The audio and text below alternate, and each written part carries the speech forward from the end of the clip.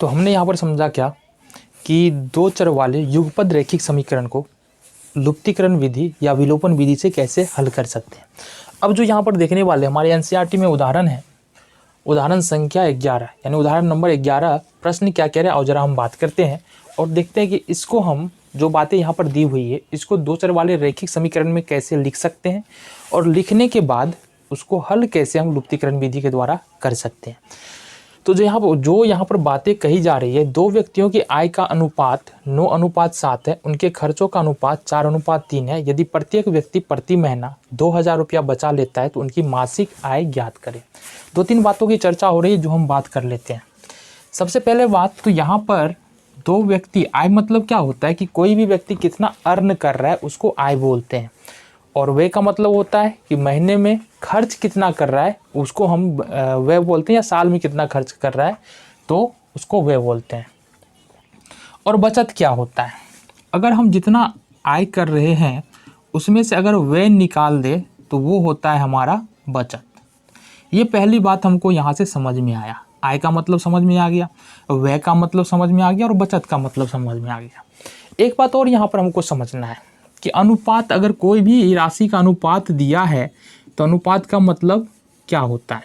देखो, सपोज राम और श्याम के आयु का अनुपात यहाँ पर 2:3 है। कितना है? 2:3 है। अब अनुपात का मतलब ये होता है जो सिंपलेस्ट फ्रैक्शन होता है ना, वो अनुपात होता है। मतलब ऐसा नहीं यहाँ पर कि राम की आयु यहाँ पर 2 वर्ष रहा होगा और श्याम की आयु यहाँ पर 3 वर्ष रहा होगा। यहाँ पर ऊपर और नीचे किसी एक संख्या से ही गुना किया गया होगा। उस संख्या को हम क्या कर रहे हैं, चूंकि फैक्टर में है तो ऊपर और नीचे मिला करके हटा दे रहे, कॉमन आ रहा है तो वो नाम काट दे रहे हैं। जैसे सपोज यहाँ पर 10 है तो राम की आयु 20 वर्ष और श्याम की आयु 30 वर्ष है। तो हम करते क्या है, देखो यहाँ से, चूंकि राम और श्याम के आयु का अनुपात यहाँ पर 2:3 है तो यहाँ पर हमने 10 माना कि 10 हो सकता है, लेकिन प्रश्न में तुमको नहीं पता होता है, इसलिए हम इसको क्या करते हैं, x ले लेते हैं। ये 10 के जगह पर हमने क्या ले लिया, x ले लिया। क्या ले लिया, x। इसलिए यहाँ पर देखो कि क्या दे रहा है कि दो व्यक्तियों के आय का अनुपात 9:7 है। तो अगर हम प्रथम व्यक्ति की आय देखें यहाँ पर कितना हो जाएगा, 9x। ठीक है, 9x हो जाएगा, और दूसरे व्यक्ति का आय यहाँ पर 7x।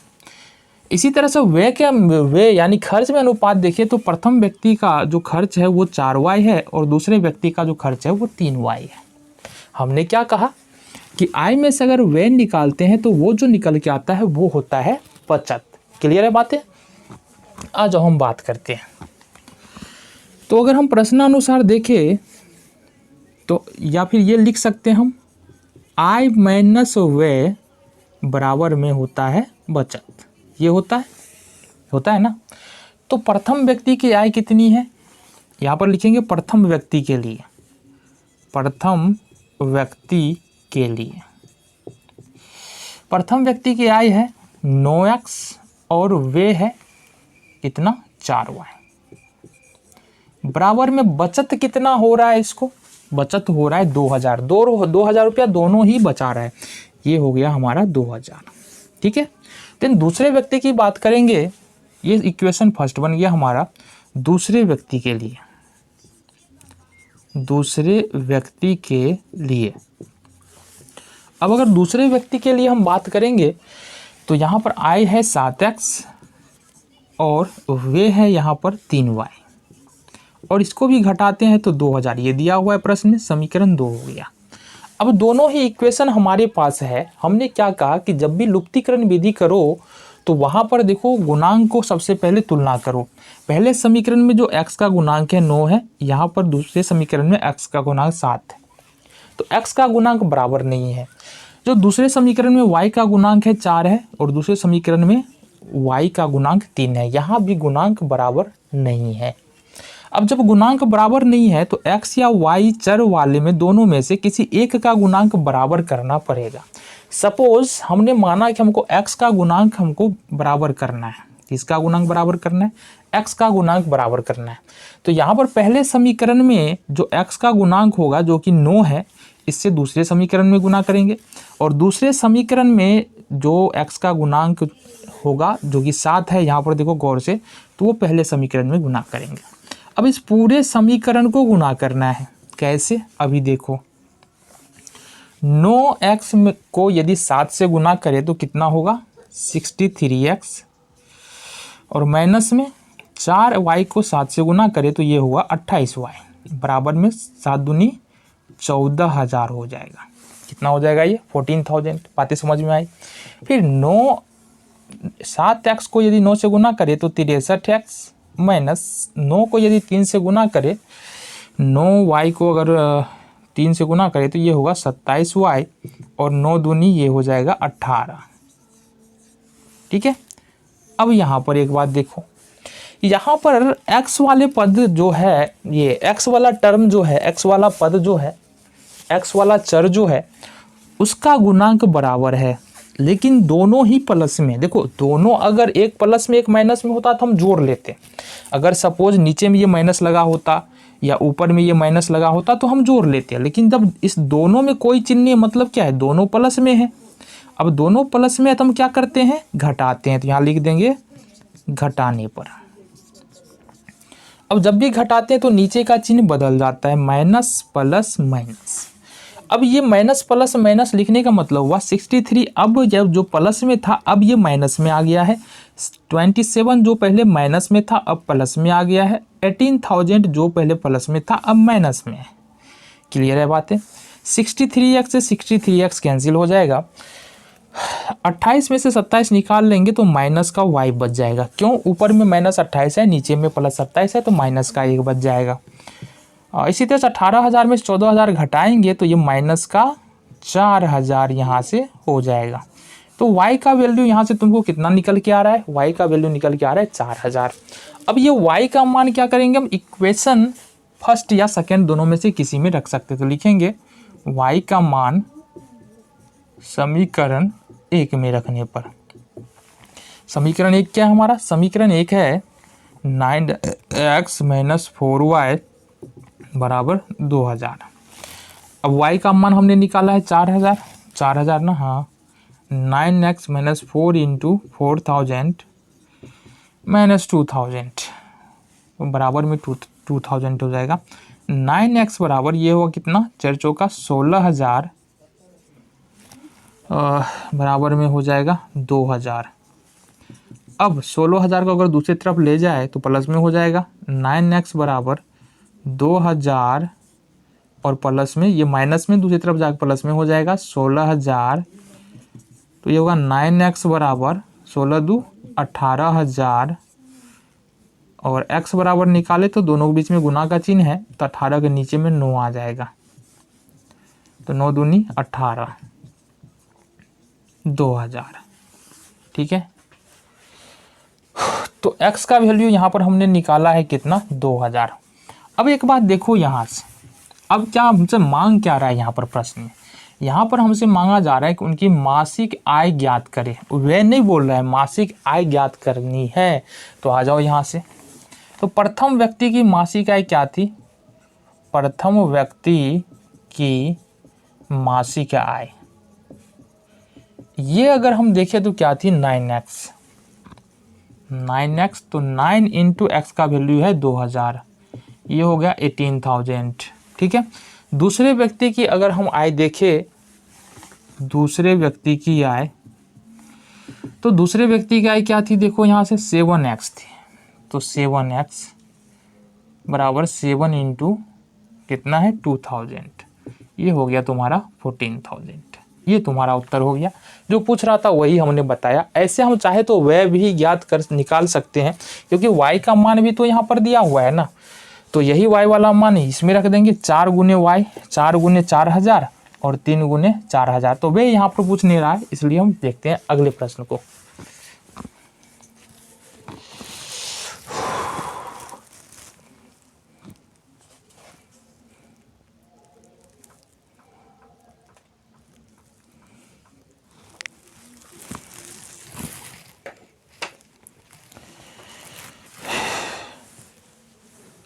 तुमसे मिलना बातें करना बड़ा अच्छा लगता है।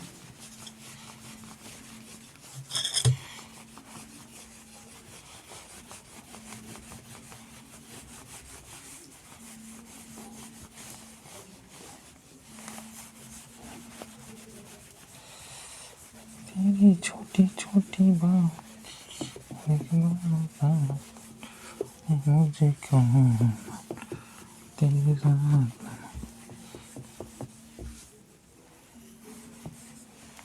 काहे नहीं मिट रहा यार, क्या है क्यों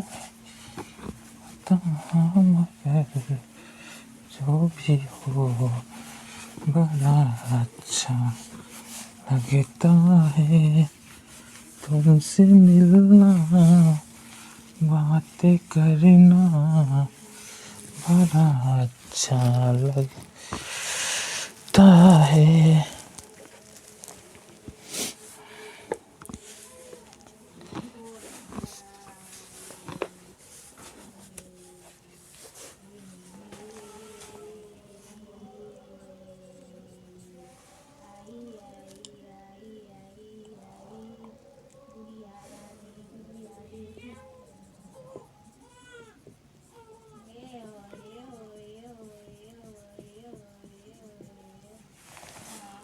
एवं उनके अंकों को पलटने पर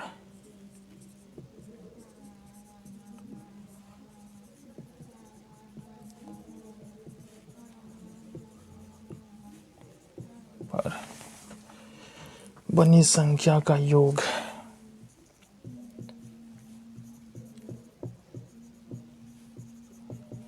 का योग 66 है। इस संख्या के अंकों का अंतर 2 है।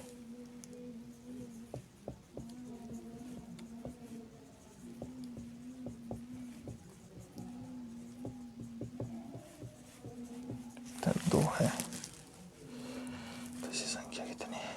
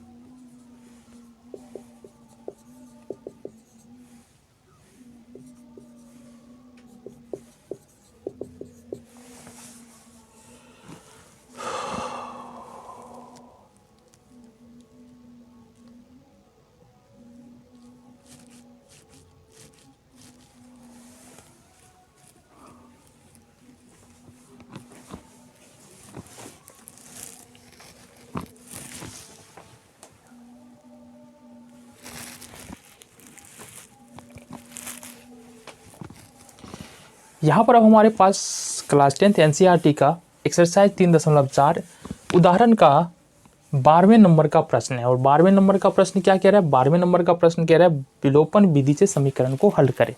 आओ देखो इस प्रश्न में दिक्कत क्या है, क्या समस्या है, क्या हम इसको हल कर सकते हैं या नहीं कर सकते हैं। ठीक है, तो यहाँ पर सबसे पहला काम क्या करना होता है? सबसे पहला काम विलोपन या लुप्तीकरण विधि में करना होता है, तुमको गुणांक बराबर करने होंगे। यदि गुणांक बराबर नहीं है तो यहाँ पर देखते हैं, यहाँ पर x का गुणांक 2 है, यहाँ पर x का गुणांक 4 है, यहाँ y का गुणांक 3 है और y का गुणांक 6 है। तो गुणांक कहीं भी बराबर नहीं, ना ही x चर वाले का गुणांक बराबर है, ना ही y का गुणांक बराबर है। तो हमको गुणांक बराबर करना पड़ेगा। इसके लिए क्या करते हैं, समीकरण 1 में जो x का गुणांक है जो कि 2 है, इससे समीकरण 2 में गुणा करते हैं, और समीकरण 2 में जो x का गुणांक है जो कि 4 है उससे समीकरण 1 में गुणा करते हैं। ये गुणांक हमने बराबर कर लिया। अब क्या करना है, सिंपली कुछ नहीं करना है, गुना कर लो 2x को 4 से तो ये हो जाएगा 8x प्लस 3y को 4 से ये होगा 12y बराबर 8 को 4 से ये हो जाएगा 32। ठीक है, इसी तरह से 4x को 2 से गुना करेंगे तो ये हो जाएगा 8x प्लस 6y को गुना करेंगे 2 से तो ये होगा 12y और बराबर में 7 दूनी 14। ठीक है, अब इसको ज़रा सॉल्व करो, इसको सॉल्व करने से क्या मिलेगा तुमको? सॉल्व करने से क्या मिलेगा, देखो यहाँ से ये प्लस में है, ये क्या है प्लस में है, और ये भी प्लस में है, तो हमको क्या करना पड़ेगा, घटाना पड़ेगा, क्योंकि गुणांक बराबर है। और देखो यहाँ पर दोनों ही गुणांक बराबर है, बवाल तो अब होने वाला है यहाँ पर। तो यहाँ पर क्या करेंगे, घटाने पर लिखेंगे, माइनस माइनस माइनस, ये कट जाएगा, ये भी कट जाएगा, ये भी खत्म हो गया। तो ये पूरा टर्म कट के 0 आ रहा है। बराबर में यहाँ पर देखते हैं, 12 में से 4 8 और 2 में से 1 18, यानी कि 0 बराबर 18 आ रहा है, जो कि सही नहीं है। 0 बराबर 18 होता है क्या, नहीं होता है। इसका मतलब ये हुआ कि इस समीकरण का हम कोई हल नहीं निकाल सकते हैं। जब भी इस प्रकार से अगर तुम प्रश्न सोल्व करने के लिए जाओ और ऐसा सिचुएशन तुम्हारे पास आ जाता है, तो ऐसे प्रश्नों को तुम लुप्तीकरण क्या किसी भी विधि से सॉल्व नहीं कर सकते हो। ऐसे प्रश्नों का कोई हल नहीं है। यहाँ पर देखो ना, ये क्या है, A1 A2 का अनुपात लेंगे तो 2/4 आएगा, 1/2। B1 B2 का अनुपात लेंगे तो आएगा 3/6, यानी कि फिर से 1/2। और C1 C2 का अनुपात लेंगे ना, तो ये आ जा रहा है हमारा 8/7। तो यानी कि यहाँ पर A1/A2 बराबर है B1/B2 के, ये बराबर नहीं है C1/C2 के। जब ऐसा सिचुएशन आ जाता है, ऐसी स्थिति जब उत्पन्न हो जाती है, तो समीकरण का कोई हल नहीं होता है। बातें समझ में आ गई। आ जाओ प्रश्न देखते हैं, 13वें प्रश्न को क्या कह रहा है।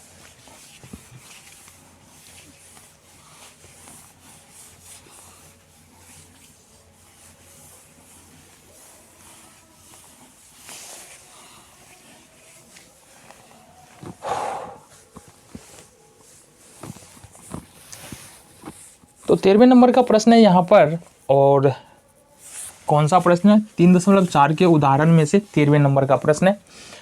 यहाँ पर क्या कहा जा रहा है, और एक बार प्रश्न को पढ़ते हैं, देन हम समझते हैं कि हमको कैसे करना है। प्रश्न है हमारे पास, 2 अंकों की एक संख्या एवं उनके अंकों को पलटने पर बनी संख्या का योग 66 है। संख्या के अंकों का अंतर 2 है, तो ऐसी कितनी संख्या है।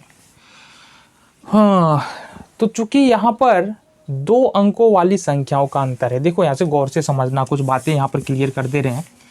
2 अंक वाली संख्या क्या होती है, जैसे 25 हो गया, 35 हो गया, यहाँ से हो गया 37, ये सारा का सारा सारी संख्याएं कितने अंकों की है, 2 अंकों वाली संख्या है। ठीक है, अगर इसको विस्तारित रूप में लिखेंगे तो कैसे लिख सकते हैं, इसको लिख सकते हैं 20 और प्लस में 5, या तुम ऐसे भी कर सकते हो 2 गुने 10 प्लस में 5। ठीक है, बात को समझो। इसी तरह से अगर 35 है तो इसको लिख सकते हैं 3 गुने 10 और प्लस में 5, बचपन में हमने पढ़ा है ना विस्तारित रूप। और 37 है तो 3 गुने 10 और प्लस में 7, ये विस्तारित रूप हो गया इसका। ये इसमें तो कोई दिक्कत नहीं है। आ जाओ एक संख्या को पकड़ते हैं, इस वाले को पकड़ते हैं, तो ये 25 है हमारे पास, इसका विस्तारित रूप हमने लिखा था 2 गुने 10 प्लस 5। जहाँ इकाई का अंक है, इकाई का अंक यहाँ पर देखेंगे तो ये है हमारे पास 5, और दहाई का अंक है, दहाई का अंक है कितना, 2। दहाई का अंक कितना है, 2।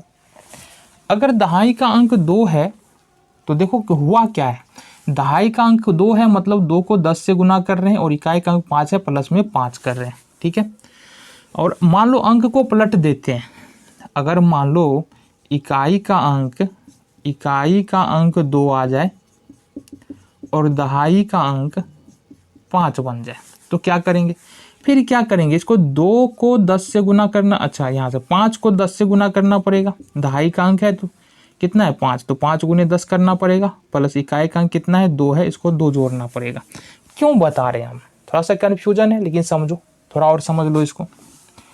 सपोज हम 35 के बारे में बात कर लेते हैं। देखो इकाई का अंक 5 है और दहाई का अंक 3 है, तो इसको कैसे लिखेंगे, 3 गुने 10 प्लस 5। ठीक है, जहाँ पर इकाई का अंक क्या है 5 है और दहाई का अंक 3 है, यही तो ऐसे ही तो लिखेंगे।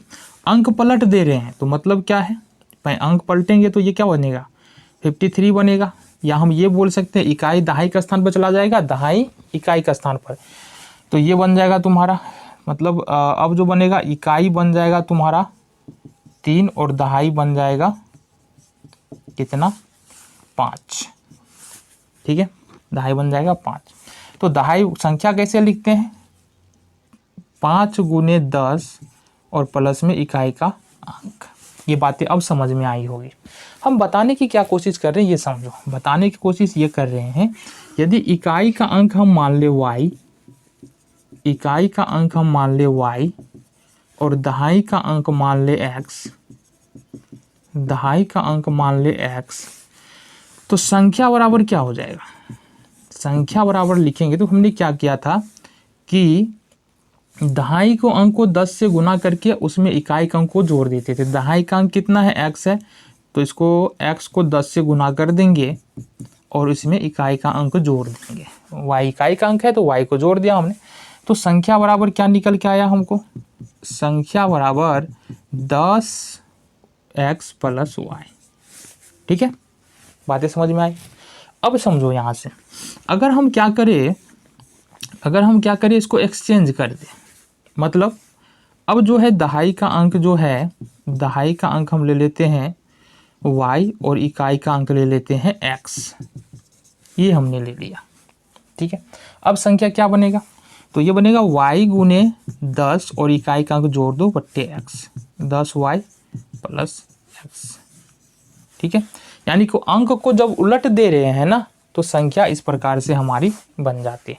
ये बातें समझ में आ गई? तो आ जाओ प्रश्न पे।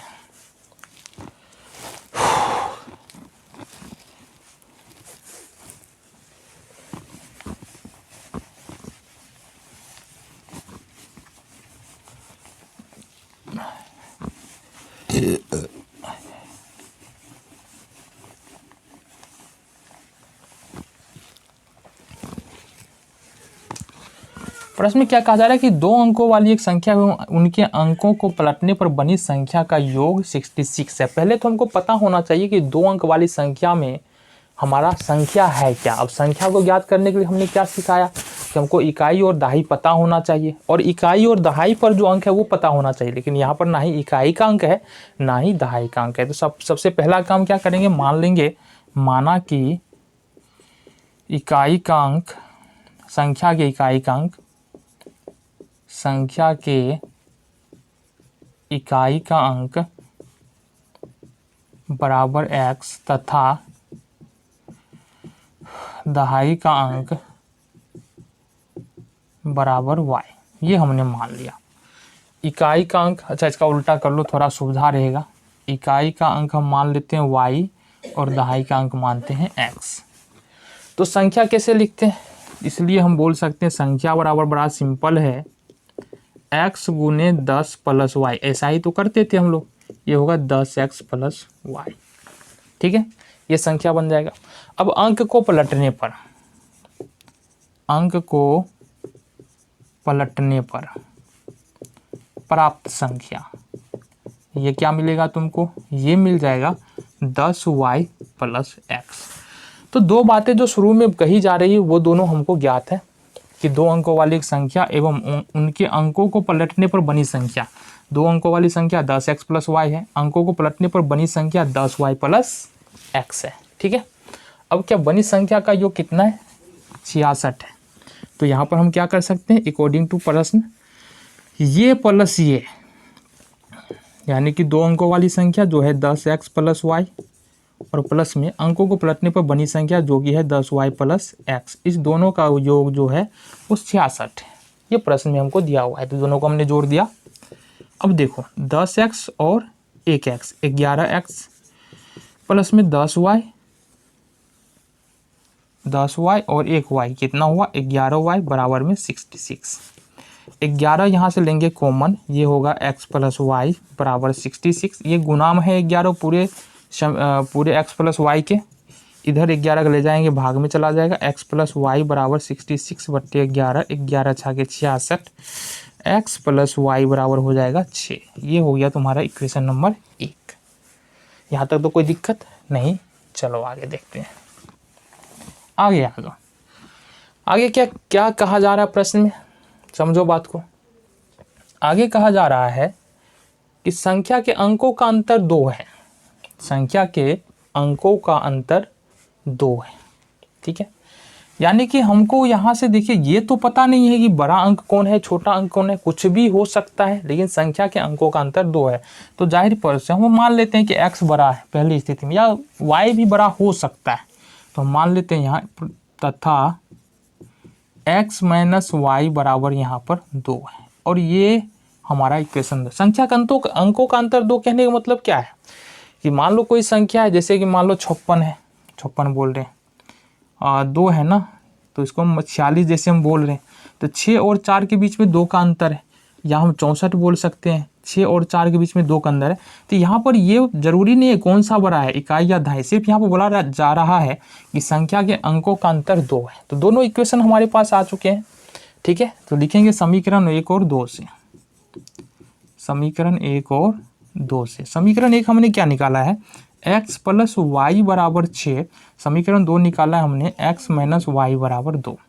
अब यहाँ पर हमको कोई भी गुणांक बराबर करने की जरूरत नहीं है, ना ही कुछ और करने की जरूरत है, क्योंकि देखो x का गुणांक भी बराबर है, y का गुणांक भी बराबर है, दोनों का ही गुणांक 1 है। और यहाँ पर एक बात और दी हुई है कि ऊपर में प्लस में y, नीचे में माइनस में, मतलब गुणांक भी बराबर है और चिन्ह भी असमान है। जब गुणांक बराबर हो किसी चर का और चिन्ह असमान हो तो जोड़ते हैं, लिखेंगे जोड़ने पर। तो ये y से y कैंसिल, ये 2x बराबर कितना हो जाएगा 8, x बराबर देखेंगे तो 8/2, 2 चौका 8, x का मान निकला तुम्हारा 4। कितना निकला 4। x का मान हम समीकरण 1 या 2 में किसी में से रखेंगे तो y का मान आएगा। x का मान समीकरण 1 में रखने पर, समीकरण 1 क्या हमारे पास, समीकरण 1 है हमारे पास, गौर से देखो x प्लस वाई बराबर 6, यही ना है, कहाँ देख रहे हैं 6। तो x का मान तो अभी हमने कितना निकाला है 4 प्लस वाई बराबर 6। इसको उठा दूसरी तरफ ले जाएंगे, y बराबर 6 में से 4 घटाएंगे, 6 में से 4 घटाएंगे तो कितना हो जाएगा 2 हो जाएगा, ठीक है।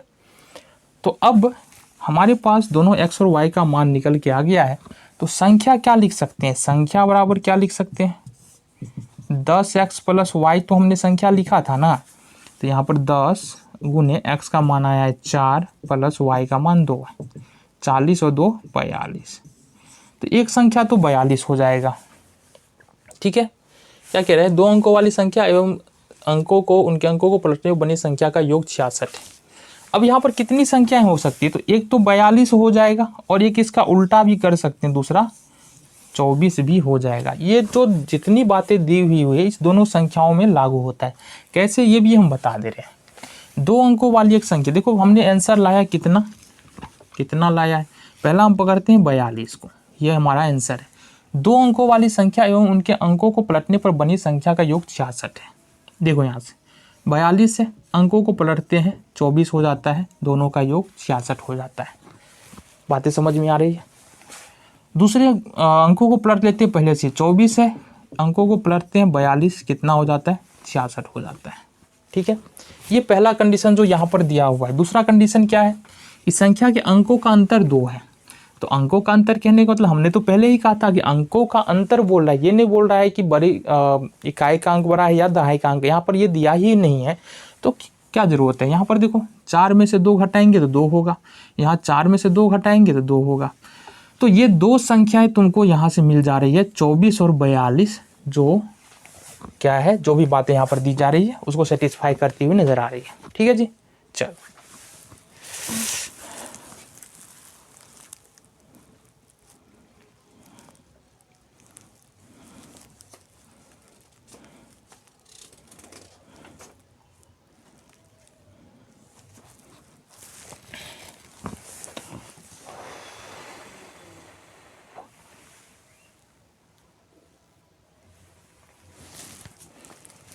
तुम्हारी छोटी छोटी बात, तुम्हारी हर एक मुलाकात, तेरे पाए मुझको लम्हा, तेरा साथ लम्हा लम्हा तेरा साथ।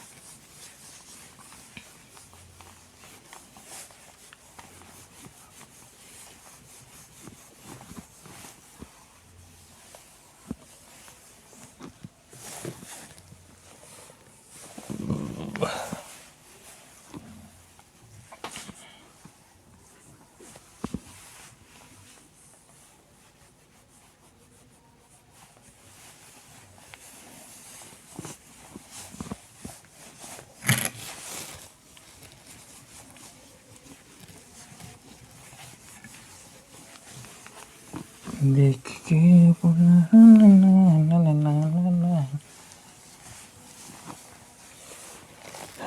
आँखों से ऐसे पिला भी मैं